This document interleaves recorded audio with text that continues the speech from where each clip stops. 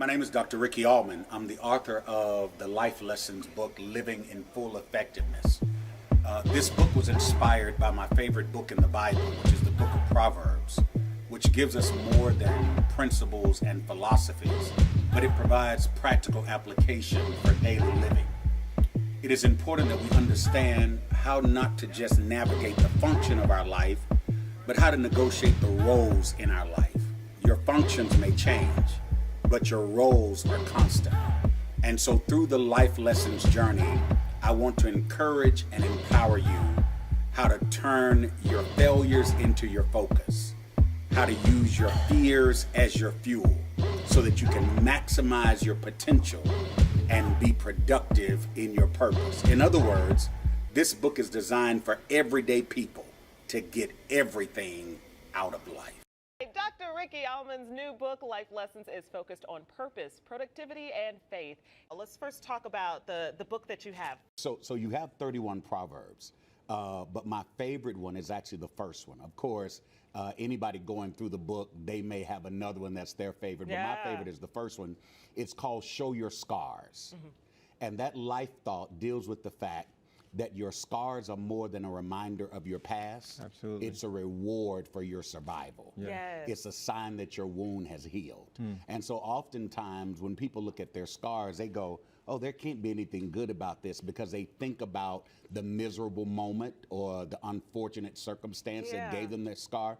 What they're not realizing is that scar is actually a sign that there's more left in front of them than behind them. Ralph Waldo Emerson said it best. He said, what lies behind us and what lies before us are tiny matters compared to what lies within us.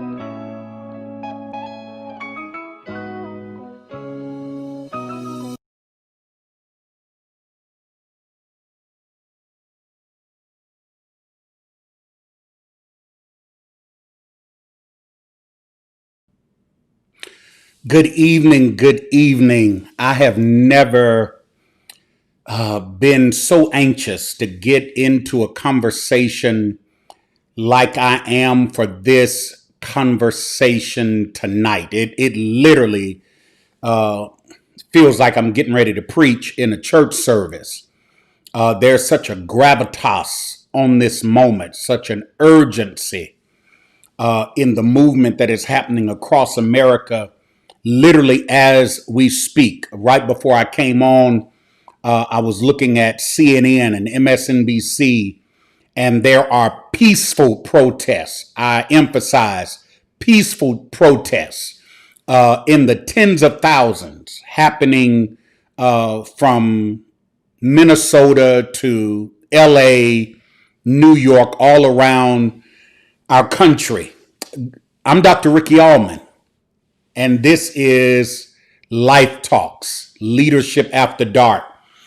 This is a conversation where we encourage and empower you to explore your potential, to engage your passions, and to expand your possibilities. And I am so glad that you are hanging out with me tonight. I hope you don't leave me. I hope I don't lose you. Listen, here's what I need you to do quick because we've got a lot of ground to cover, and I'm looking forward to what we're getting ready to discuss tonight. I need you to, if you're on Facebook, go ahead and share this conversation on your timeline.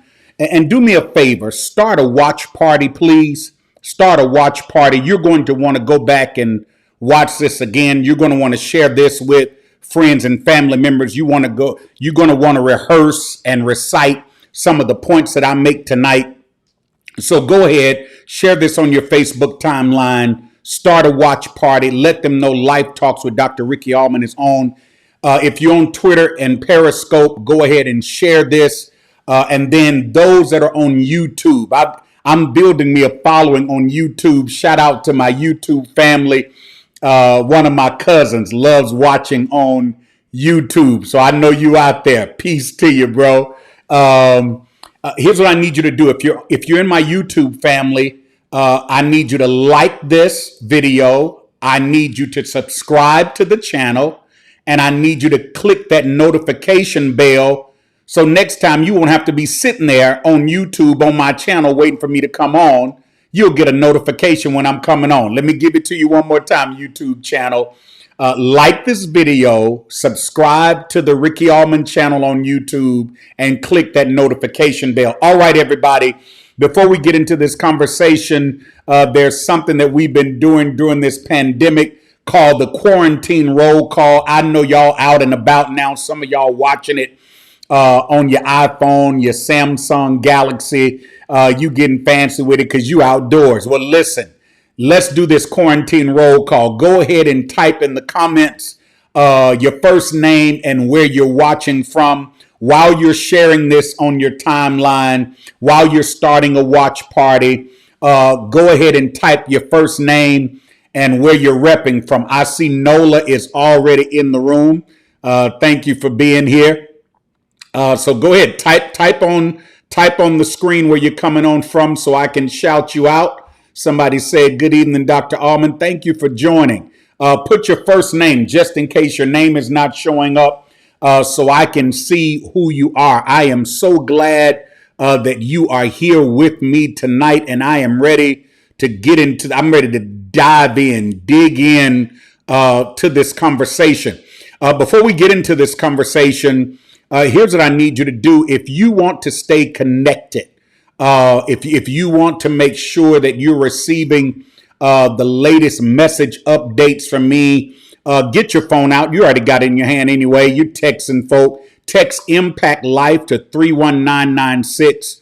Also, if you want to receive my blog, if you want to hear my personal thoughts, want to know what's on my mind, what I'm thinking about, what I've been praying about, some thoughts that I believe will inspire you and inform you and bring direction to your life, text Ricky Allman to 22828. So real simple. You can do both of these on your phone.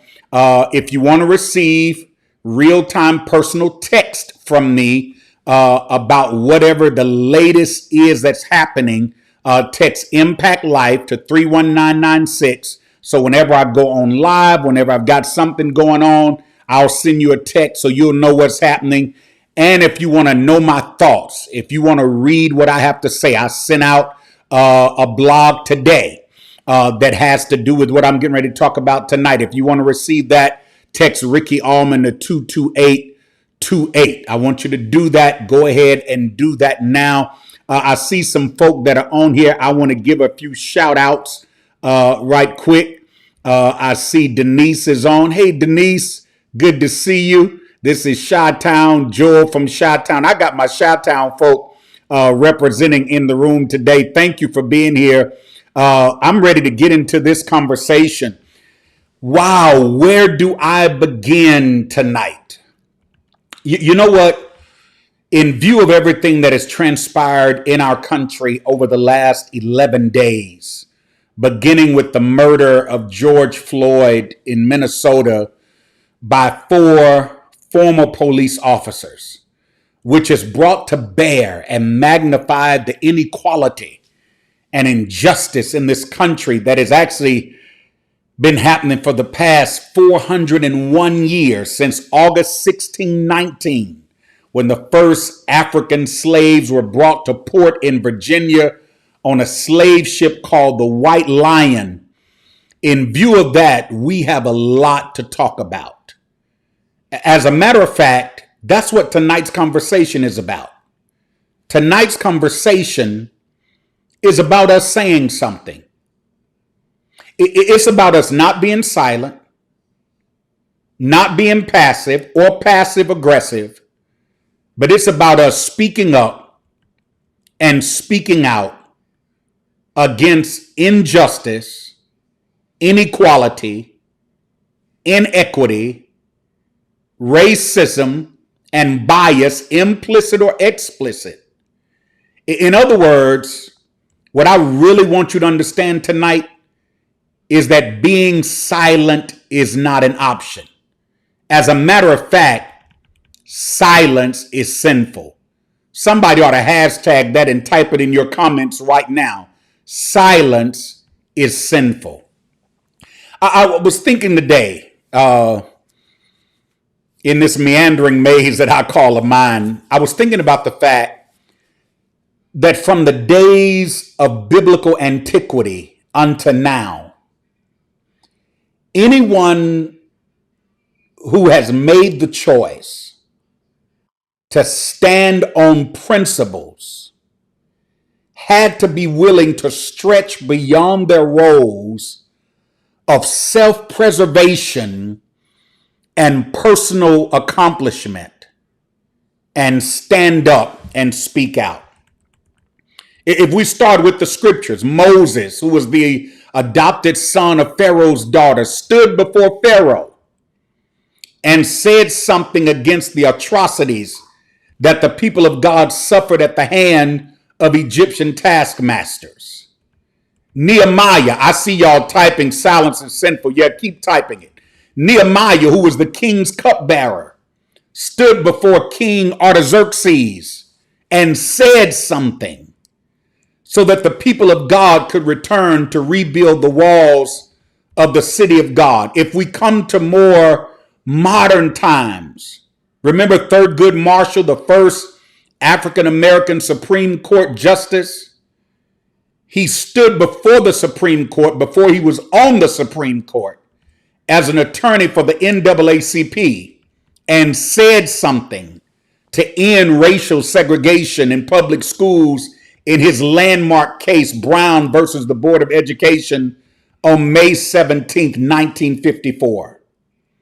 The Reverend Dr. Martin Luther King Jr., fourth generation Baptist pastor and scholar, with a young family, stood in the segregated South before George Wallace and the dehumanizing laws of Jim Crow and the degrading philosophy of Willie Lynch, and said something to bring Lyndon Baines Johnson to sign the Civil Rights Act of 1964. My goodness, here's what I need you to understand. Silence Come a little closer. Get a little closer. I need you to hear this. Silence plants the seed of consent that are cultivated by the absence of protest. Well, I'm just gonna pray. I'm gonna just sit in my corner, and prayer has its place. But in this political climate, in this sociological upheaval, we need prayer and protest. And if you're silent, you plant the seeds of consent that are cultivated by the absence of protest. You know what? Before I get too deep in this, I want you to take a moment and watch this clip. Watch this video clip where I go into a message called Silence is Sinful. Now, don't leave me. Watch the clip. Comment while you're watching. But I want you to come back because I want to give you the 3 reasons that silence is sinful. So watch this clip. Stay here while you're watching it. Invite some other people to watch with you. And when we come back on the other side of this clip, I'm going to give you the 3 reasons that silence is sinful. Watch this. I want to wrestle with the subject when silence is sinful. When silence is sinful. And if I could put a tag on this text for you to take home with you, look at somebody, tell them these words as emphatically and vociferously as you can. Tell them you've got to say something. No. I need you to say this like you had something on your mind that you know God wants to do in your life, and you've got things around your life that's trying to deny you of the destiny that belongs to your life. Look at your neighbor one more time and tell him you've got to say something. You've got to say something. It's imperative that I preface my prophetic preachment with a poignant provocation. And that is that in view of the injustices, the inequalities, and the insensitivity that we're seeing in our country and around our world, it is quite obvious that somebody ought to say something. But not only that, somebody ought to have something to say.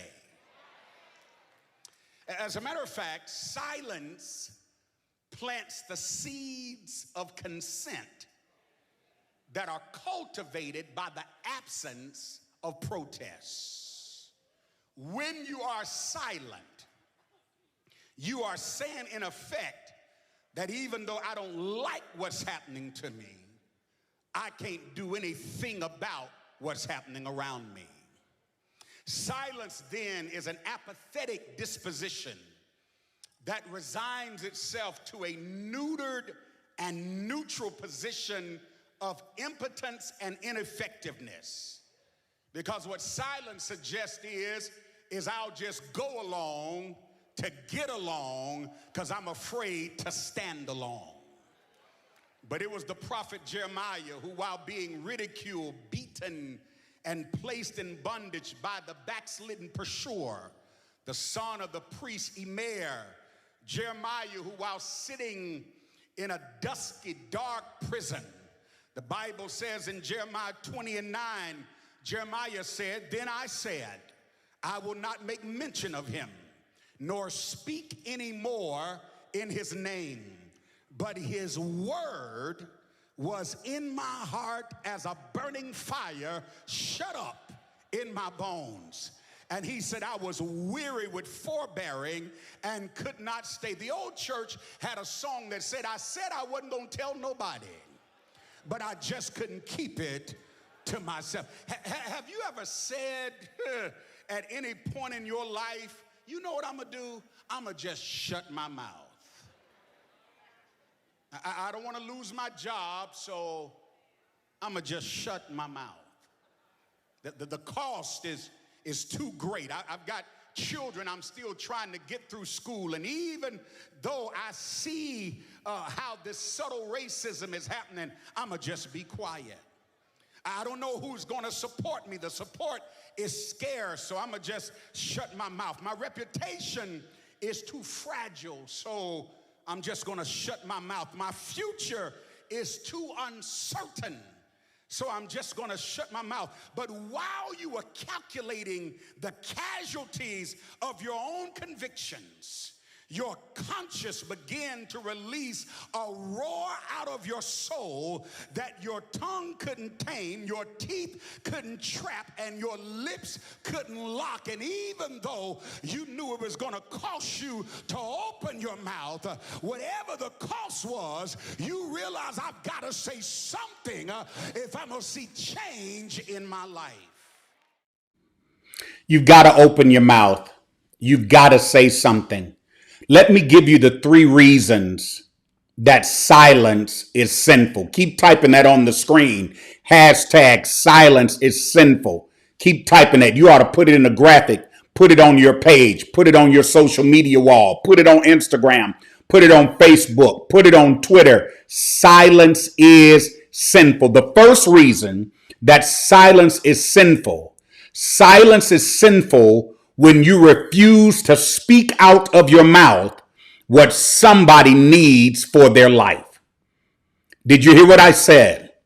Silence is sinful when you refuse to speak out of your mouth what somebody needs for their life. Here's what you've got to understand. Relationship requires responsibility. Martin Luther King Jr. talked about the law of interdependency.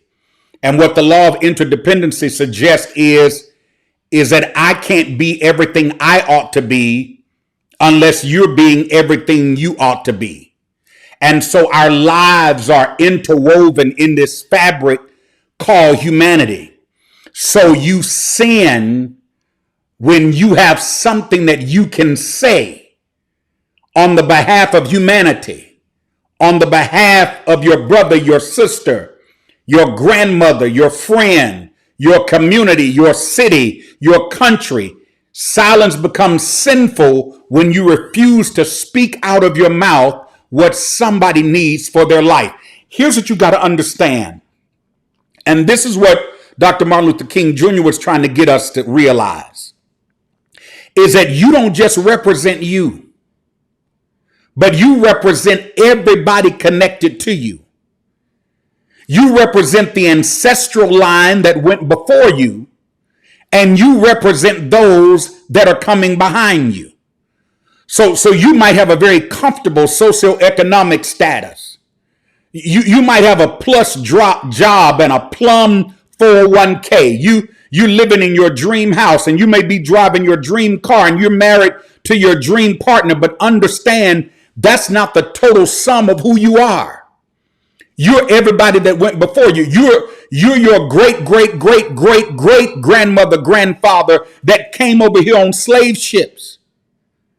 And you're the great grandchildren that may come after you. So you have to say something. If you're silent, when you're holding in your mouth, behind your teeth, in your vocal cords, something that will make a difference for the future, that becomes a sin. There are those whose voices will only be heard and whose lives can only be saved by what comes out of your mouth. I want you to think about this, and you should type this. There's somebody's life that's in your mouth. Think about that. Right now, there's somebody. The reason why there are protests, peaceful protests, that are happening around the country is because we've got young people who realize that their future is in their mouth. And that in order for them to get equality, they've got to speak against inequality. In order for them to get justice, they have to speak against injustice. Everything you need for your future is already in your mouth. I've got to go to the Bible tonight, Ezekiel chapter 3. I've got to go to one of the most radical prophets in the Old Testament, Ezekiel 3, verses 18 through 21. Ezekiel said, "When I say unto the wicked, thou shalt surely die, and thou givest him not warning, nor speaketh to warn the wicked from his wicked way, to save his life, the same wicked man shall die in his iniquity, but his blood will I require at thine hand. This is God talking to Ezekiel. He said, if I tell you to warn the wicked about their wicked way, and they die, and you don't do it, and they die in their iniquity, he said, the blood is on your hand. He said, but if you warn the wicked, and he turn not from his wickedness, nor from his wicked way, he shall die in his iniquity, but thou hast delivered thy soul. Again, when a righteous man doth turn from his righteousness and commit iniquity and lay a stumbling block before him, he shall die, because thou hast not given him warning. He shall die in his sin, and his righteousness which he hath done shall not be remembered, but his blood will I require at thine hand. Nevertheless, if thou warn the righteous man that the righteous sin not, and he doth not sin, he shall surely live, because he is warned. Also thou hast delivered thy soul. Did you hear that? Silence is sinful when you don't speak out of your life out of your mouth what somebody needs for their life. So if you see inequality, if you see somebody being done wrong, and you don't say anything, the Bible says it's sinful. The second reason that silence is sinful when you refuse to speak truth to power. Silence is sinful when you refuse to speak truth to power. Here's what you've got to understand. Access demands accountability. If God has opened doors for you, if God has made a way for you to get through school and get an education and be successful and make a contribution to society, well, again, that just wasn't for you. It wasn't just about you having a better life. It was about you having access so you can have influence, which means when you walk into that office, when you walk into that boardroom, when you sit at that table of prestige, you're accountable for the ancestors and the descendants. You're accountable for the community that you brought to that table. And you have a responsibility to speak truth to power. Here's a question I want to ask you. Those of you who are successful, those of you who are doing well, and those of you that may feel like, well, I'm going to just let the young people protest, and I'm going to just let them put a Facebook post, and I'm going to just let them say something. I'm going to just sit back and watch it. Will you follow the convictions of your principle, or will you compromise to preserve your position of privilege or status of success? Well, let me tell you, I'm a preacher, so tonight, just so you wouldn't think that I was just talking with exaggerated hyperbole and I'm just on some kind of tangent because of what's happened over these past 11 days, I got to take you to the Bible. Let's see what God says about it. St. Luke 12:48, the B clause says, for unto whomsoever much is given, of them shall much be required. And to whom men have committed much, of him they will ask the more. Did you hear that? For unto whomsoever much is given, much is required.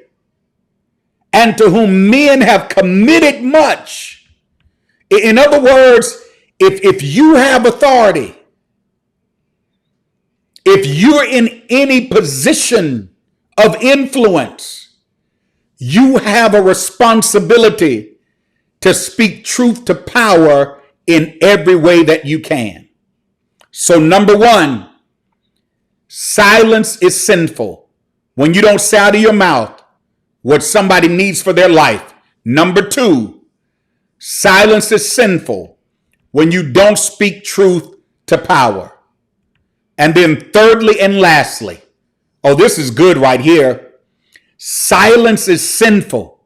I need you to hear this. I need you to sit up straight for this. Silence is sinful when you deny your own future because you're too fearful to confront reality. I'll say that again. Silence is sinful when you deny yourself your own future because you're too fearful to confront reality. There is no way I could have come on this conversation tonight and talked about anything else but what I'm talking about right now. With our country rocking and reeling, I mean, it seems like nature already gave us a 1-2 punch, a Mike Tyson uppercut with COVID-19, now compounding what we've been dealing with in this pandemic. We're now having to deal with the murder of George Floyd and the unrest, the civil unrest that is set off across our country and even around the world. And we can't be silent, because if you're silent, you're literally sinning.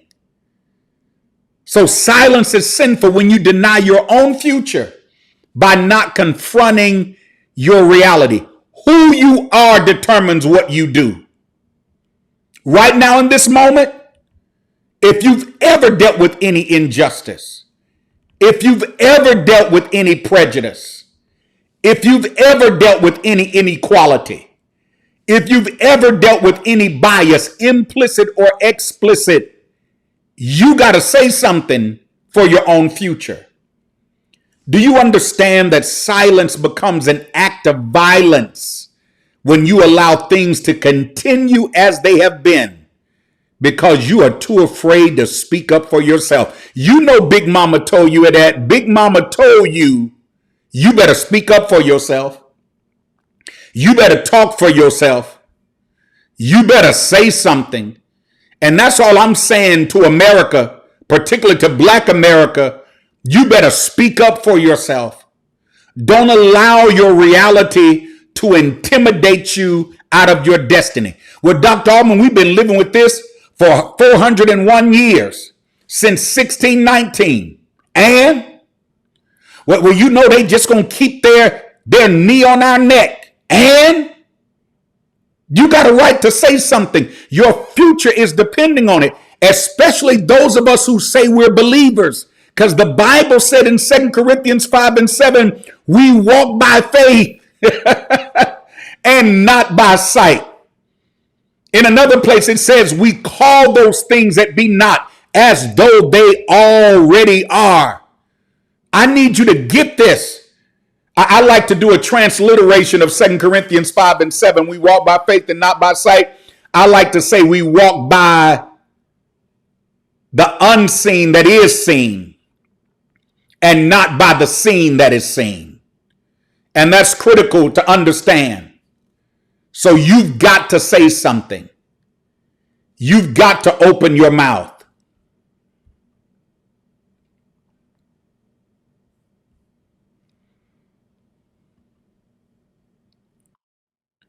You can't give up. You can't give in. Don't let anybody stop you. I don't know what just happened, but I'm going to keep talking till it comes back on.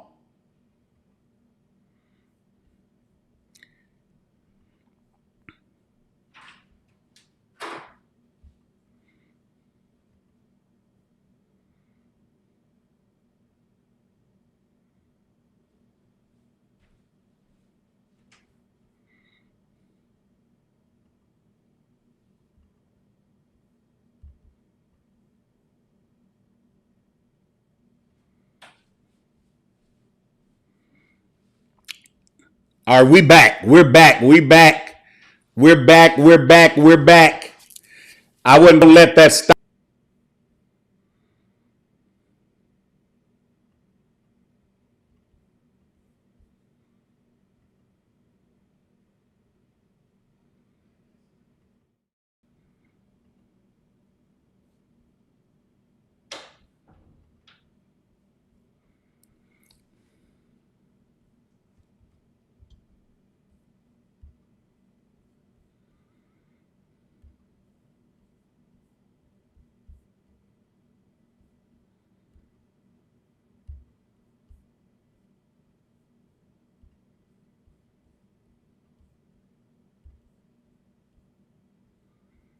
It is not going back on.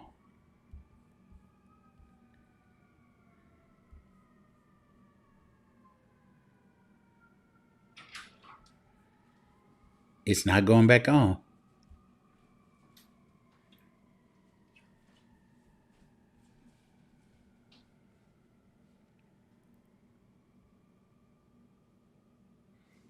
Can everybody see me? Okay, we're back. We're here. I don't know what happened, but we're back now, and we're gonna finish this tonight. So let's just get in where we fit in. Listen, let me get to this. You've got to say something. Everybody that's back, come on back up here. We're back on here. We're live. We're here. I see y'all. Let me know you back with me. Let me know you're back with me. Let me know you're back with me.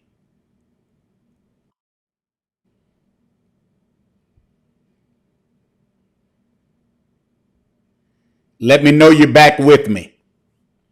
Are you back on with me? All right, good. I see you. I see you. I see you. Listen, let's get in this. Listen, you better say something. You got to say something because your dreams are waiting for it. You got to say something because your future is waiting. You got to say something because your destiny is waiting.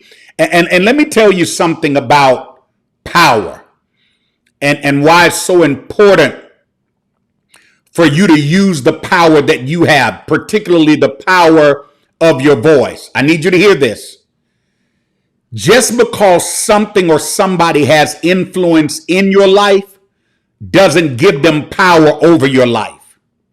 There's only one being that has power over your life, and that's God.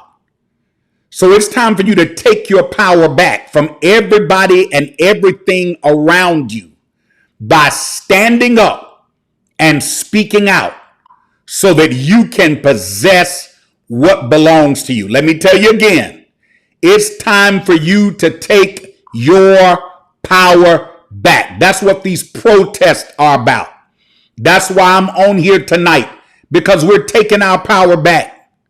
We're not taking this laying down. And this doesn't just apply to what's happening around the country. This applies to what's happening in your life.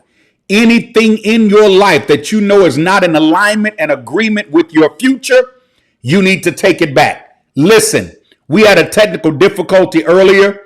So if you want to hear the whole of this conversation, go back to watch the first one after this one's over. Don't leave yet. Stay right here. Invite somebody else to join because I got a little more in this. But let me give you the 3 reasons why silence is sinful. Number 1, silence is sinful when you don't say out of your mouth what somebody needs for their life. Number 2, silence is sinful when you don't speak truth to power.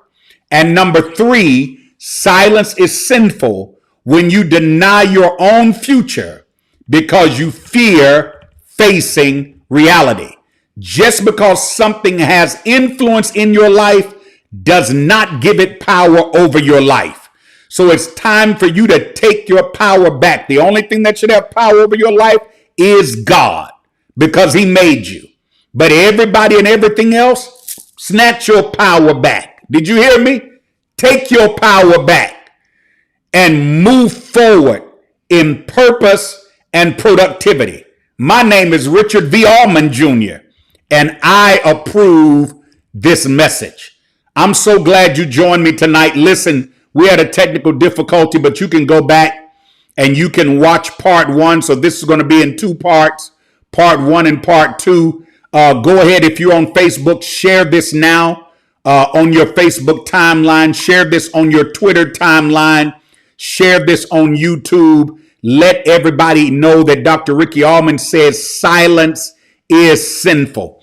And I thank you all for bearing with me tonight. Listen, stay on. You don't want to miss. Give me 5 minutes. You don't want to miss the end of this conversation. I've got something special I'm going to show you. As a matter of fact, I need you to text at least 10 people and tell them to come on right now because they're about to be blessed. I'm about to bless your socks off tonight or your slippers off. Listen, don't get off. Don't leave this conversation. Invite at least 10 more people to join because the end of this conversation is going to be the best part of this conversation. Before we get to the end, I need to do a quick commercial break. There are a few things I need to tell you about. If you don't have the Life Lessons book, you can get it everywhere. Amazon, Apple Books, Kindle. Please go get it. Also, the Life Lessons audio book is out. It's narrated in my voice, so you can get that. And I've got something special for you. If you want a free download of the audiobook, you can get the entire audiobook free. All you got to do is email info@RickyAllmon.org. You see it right there on the screen. You can get a free download of the Life Lessons audiobook. Just email info@RickyAllmon.org and put free download in the subject. If you do it right now, you'll have the book before morning. So go ahead and do that. And then I want to tell you about something that happens every Saturday morning at 11:30 a.m. As a matter of fact, we have a Facebook group for this. It's called The Revolution Will Not Be Televised. It will be streamed. It's a conversation about life and leadership in the digital age that I have with my brother and my friend, Reverend Stephen Thurston. This conversation is designed for pastors, for organizational leaders, for executives, for entrepreneurs, for social media influencers, for content creators.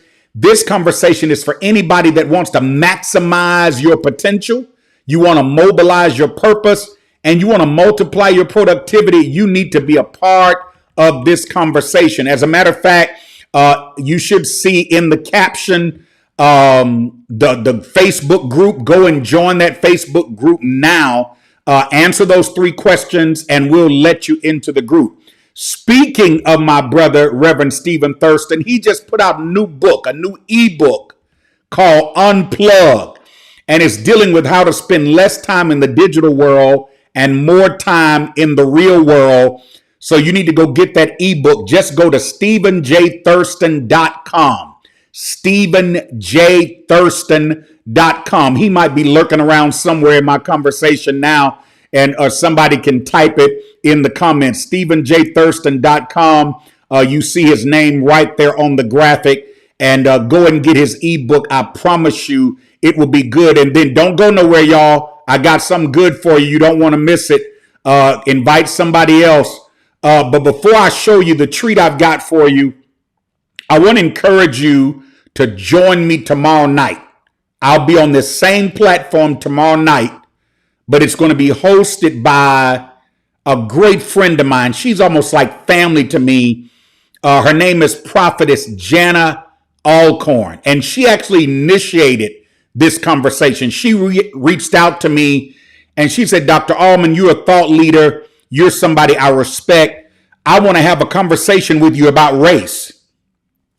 You can look at the graphic right there. She's a white woman. It's obvious what color I am. I'm black on black. And she said to me, I want to have a candid conversation about race. So I want you to meet me back on Facebook Live. Meet me on this platform. Those that are on YouTube and on Twitter and Periscope, you need to come over to Facebook for tomorrow night at 8:30 p.m. Central, 9:30 p.m. Eastern. That's 6:30 p.m. Pacific time, and meet me on this platform. I'm going to have an amazing conversation with Jana Alcorn. I told you I had something special for you. Are your eyes set on the screen? Are your eyes set on the screen? We're going off tonight in a special way. I'm telling you, everything you need is in your mouth. Did you hear me? Everything you need. Somebody ought to type, it's in my mouth. Your future is in your mouth. Your destiny is in your mouth. Your dreams are in your mouth. Your productivity is in your mouth. The future of our country is in our mouth. And we're going to open our mouth and we're going to speak. We're not going to let them keep a knee on our neck. Are you looking? Are you watching? Look at this. I gotta close, but that's why I can't be quiet, because praise is my voice. My praise is a protest against everything that wants to shut my mouth and shut down my life. But I've stopped by to tell you that I don't care how much the enemy tries to shut you down. Don't you dare shut up. Every time he hits you, you keep opening your mouth. Every time he knocks you down, you keep opening your mouth. Every time he tries to take you out, keep opening your mouth. Is there anybody here that say, I'm going to holler for my children? I'm going to holler for my neighborhood. I'm going to holler for my city. If you got a reason to open your mouth, stand on your feet, throw your hands up, throw your head back, and I need some Mordecais and some Esthers to start shouting until you get a breakthrough. Holler until the door opens. Holler until he heals your body. Holler. Holler until he makes a way. Holler until your children come home. Let everything that have breath praise ye the Lord.